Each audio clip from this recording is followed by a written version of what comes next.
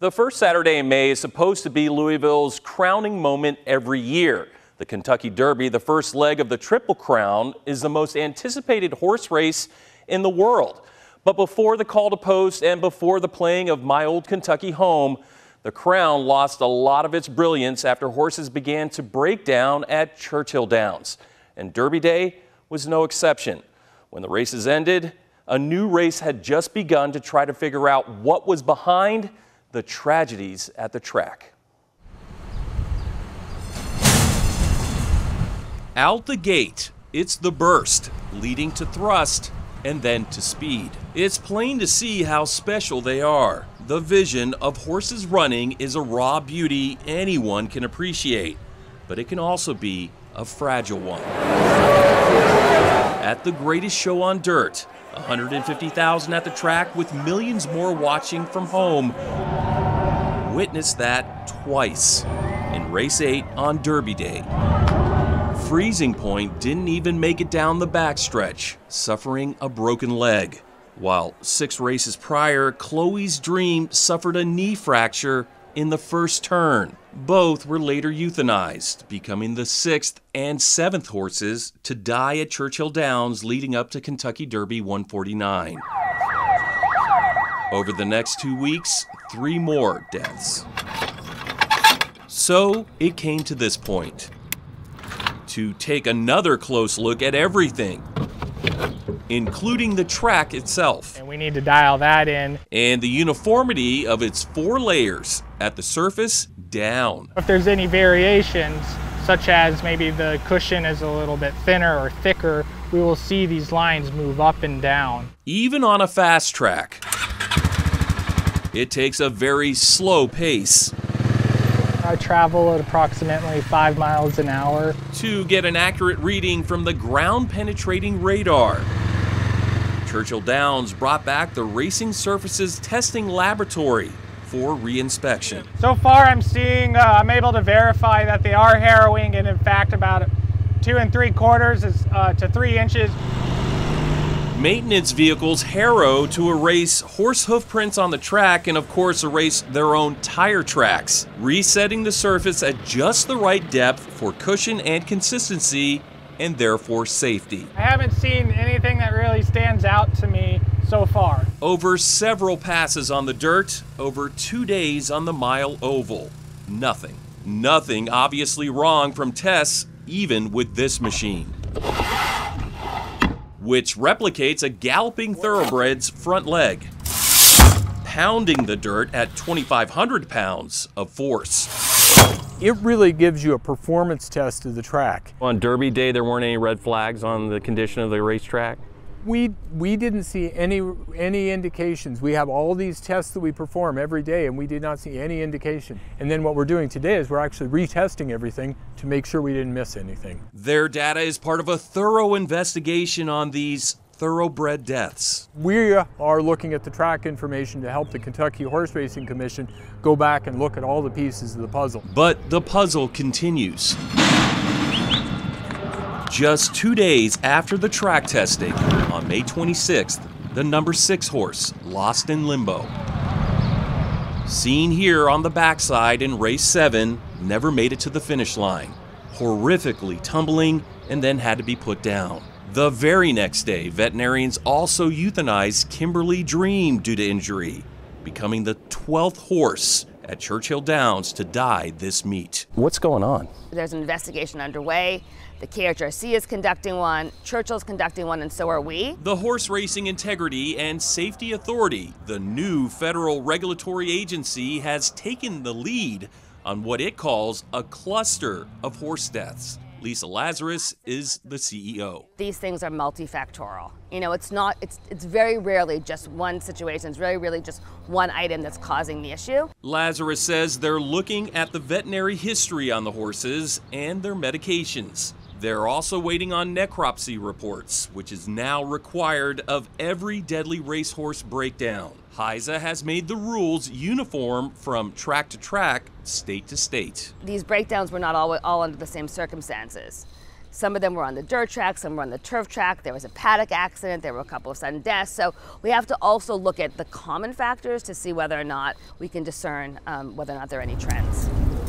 Pieces of the puzzle, which so far hasn't been solved, with still 6 more weeks of racing left.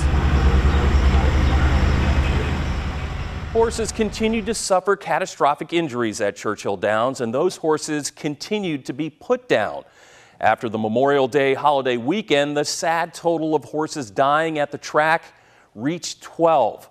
HISA, the Horse Racing Integrity and Safety Authority, had seen enough and called for an emergency summit of equine veterinarians to meet.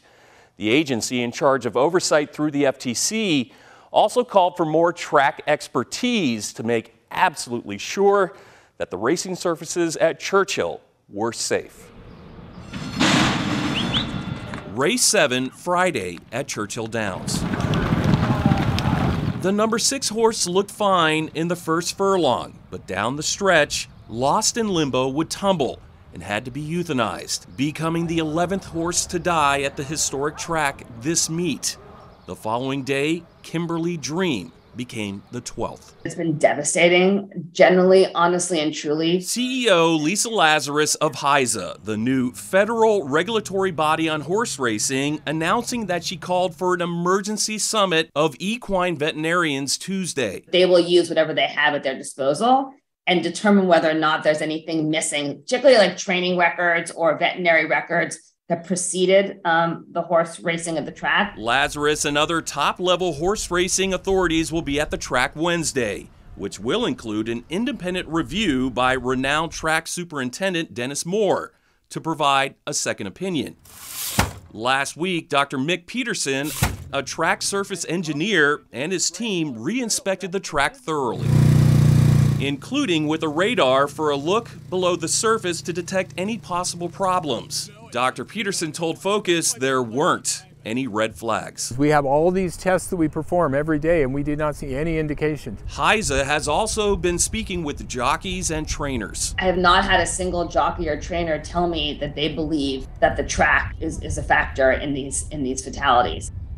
All this time, groups advocating for animals such as PETA and Animal Wellness Action called for all horse racing at Churchill Downs to be suspended, at least until the investigation into the horse deaths found the causes.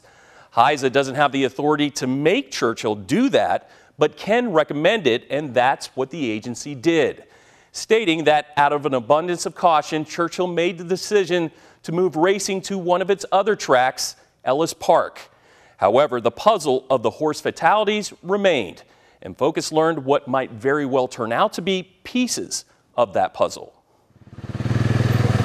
When Churchill Downs requested a re-inspection of its track, Focus was there for an exclusive look at that testing last week, led by University of Kentucky professor and racecourse surfaces engineer Dr. Mick Peterson. Any level of risk for the horse is unacceptable. Focus has learned that the same equipment returned Thursday to check the track one more time, as well as to assist Dennis Moore with laser measurements. Moore, a renowned track superintendent out of California, performed his own analysis at the request of the Horse Racing Integrity and Safety Authority, or HISA. Although the analysis is pending, Focus has learned from Peterson that there still are no obvious red flags of anything wrong with the track. However, Peterson added that trainers at Churchill have complained about small rocks on the track, concentrated by the new first turn seating. A horse trainer confirmed this to Focus and said crews were actually out on the track yesterday with buckets picking up the rocks. He also said trainers have been concerned about the rocks on the track for a few years for the obvious reason of horses stepping on them and causing injury. Meanwhile, the investigation of the cluster of horse deaths is ongoing, with no clear answers on why it's happening. We're beginning to pull this data together. Now we need to understand what's happening, especially in these clusters of injuries. HISA's mission is to make horse racing a safer and fairer sport.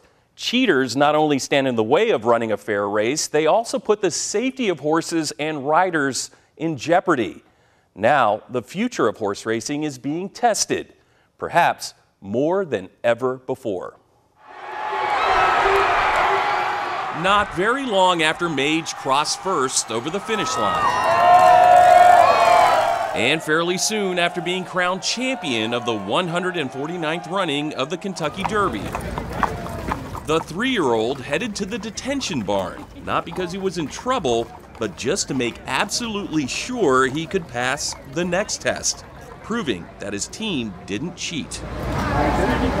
By rule, Mage, like past Derby winners, along with other horses in the race, were tested for performance-enhancing medications. There's a universe of substances out there. But the substances here, even which horses are tested for them and how they're tested, could change from state to state.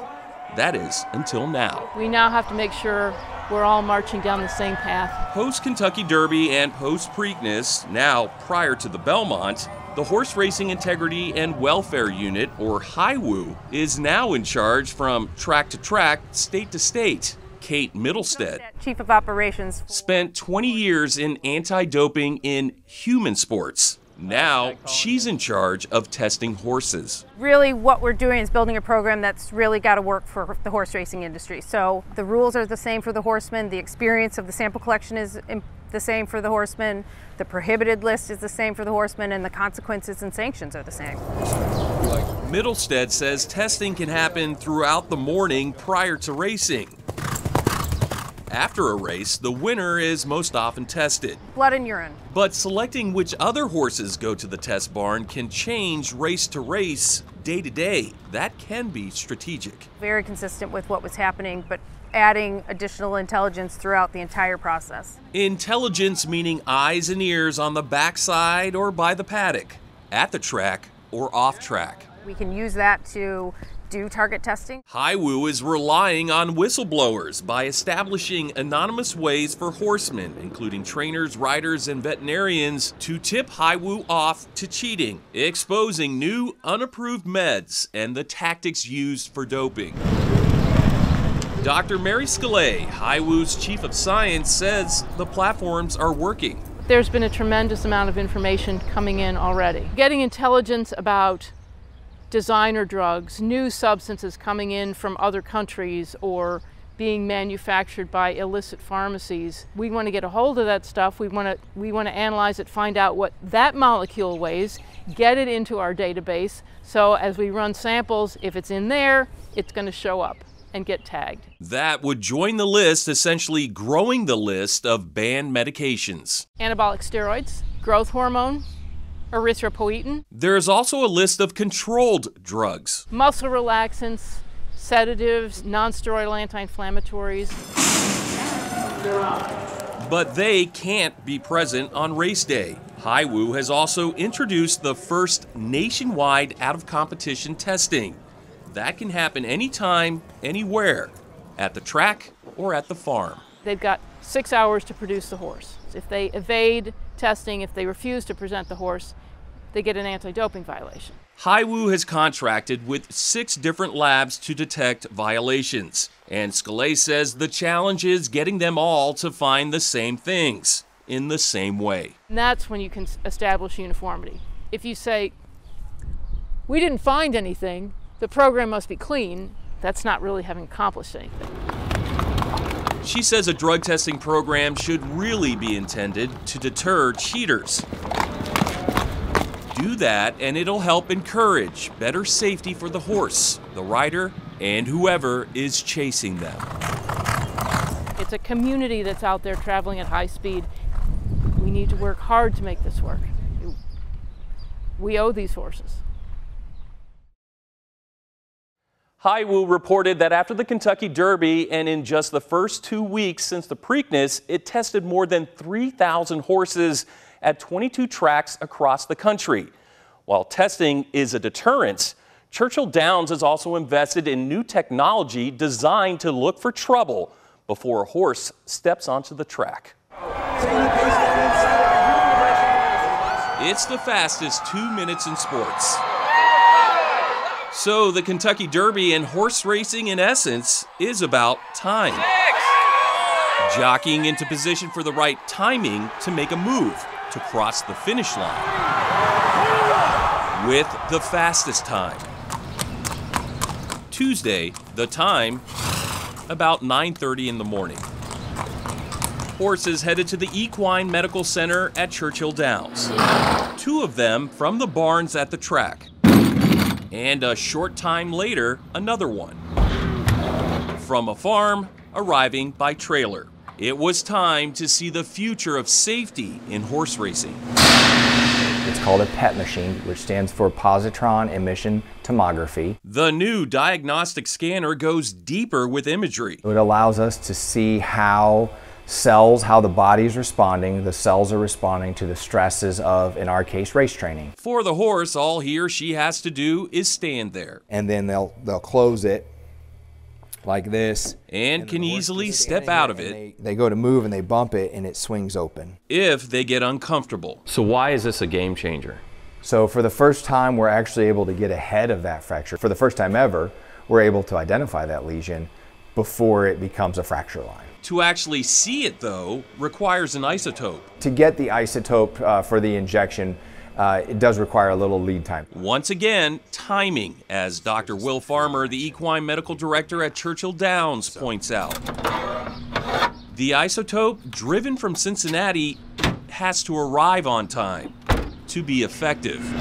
The isotope, similar to ones used in human cancer screenings, is radioactive and is constantly decaying. This is shielding us from some radiation. Therefore, if it sits too long, it becomes too late for the right dose. Perfect. Got it? But first, the patient has to be sedated. We okay? Give it some time to take effect, and then bring him out. At this time, it's around 11:45. You're okay. Laura Kirkley is the lead tech, while veterinarian Dr. Katie Franklin keeps an eye on the horses. It's gonna move up a little bit. These are some of the first PET scans since the 12 horse deaths at the track led to an emergency summit and the decision to move racing to Ellis Park. Dr. Farmer would have been here as well, but obligations at that track required him to be there instead. We want to take every unfortunate accident and try to use that to learn so that we can help prevent another one in the future. And what we have learned is that approximately 85 to 90% of those horses have some type of pre-existing injury that's there. Now, most of the time this is very, very subtle. Subtle can often be overlooked, but the PET scans highlight the cells. Oh, you're all right. Displaying the problem before it becomes a very big problem. None of the 12 horses that died at Churchill would have had the scan because they wouldn't have been racing if they needed one. However, of those 12, 9 were put down due to broken bones and catastrophic leg injuries. Then this is the carpus, and that's about as high as we can go with the machines. In 2019, after 42 deaths at Santa Anita in California, it was time to make changes. The PET machine was something new and was believed to be part of the solution. In the 3 years since, horse fatalities in races there dropped by as much as 80%. After tragedies at the track here. This is, I think, a really big game changer to help with that puzzle. There's no time like now for PET scans at Churchill, where horses deserve to keep running and not dying. Good boy. Long before it's their time. Dr. Will Farmer says the PET machine was an investment of $750,000 to $1 million by Churchill Downs. If the scan finds a problem, then trainers will know to back off on workouts and veterinarians can come up with the appropriate treatment plan. Dr. Farmer says although PET scans are not the solution to help prevent horse fatalities, he believes they are certainly a big part of it. Because catastrophic clusters usually involve several factors, the approach to ensuring a safer future has to be multifaceted.